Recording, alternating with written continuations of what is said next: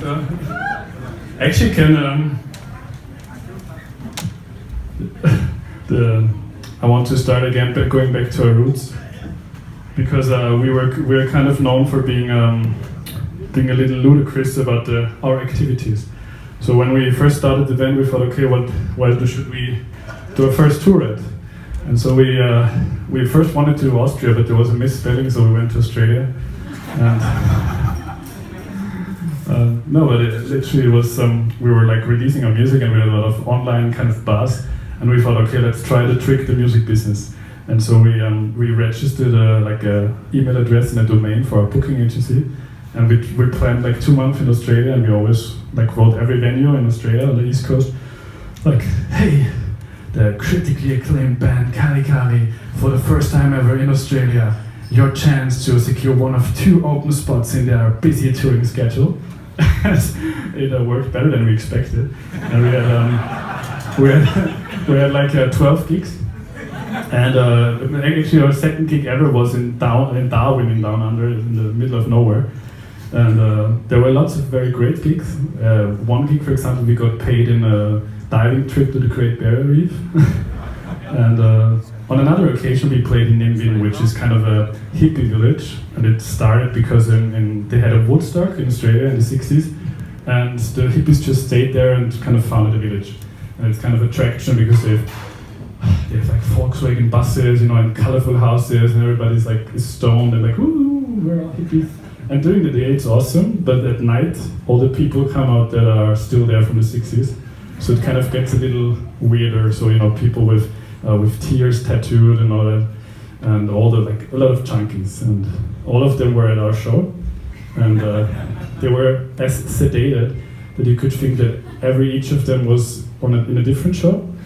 So it was about 10 people. It was like in a hotel, and first thing that happened when we came there, the promoter kind of was too drunk to realize that we were the band, and we were like, oh yeah, why should we stay up? We're super eager to put on a good show and all that.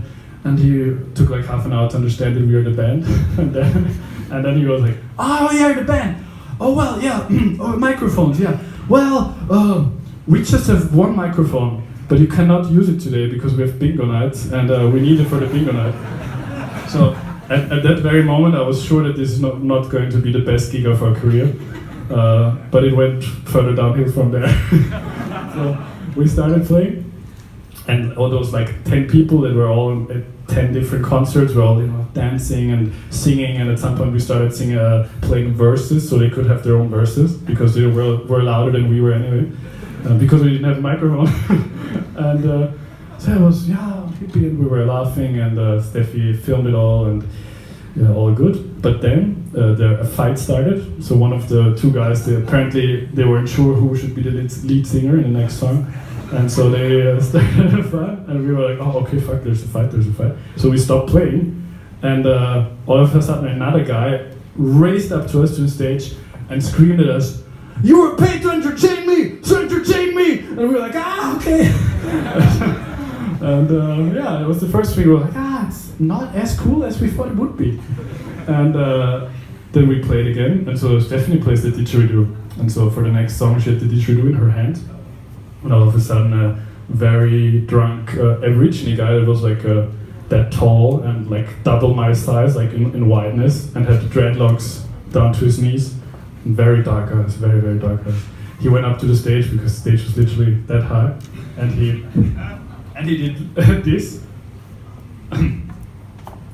The distance was that close. So he was like, "Don't play the ditch. Do not play the didgeridoo." And we did not play the didgeridoo. That is also the reason why we can be here tonight, because we're still alive. And on the other hand, after the gig we heard that the didgeridoo apparently is a holy instrument for Aborigines that women are not allowed to play. So we know that now, but we're still alive. And why I'm telling you this, it is because of gigs like this, everything else is an upgrade. So having a full Paradiso Amsterdam is amazing for us. So thank you for coming all.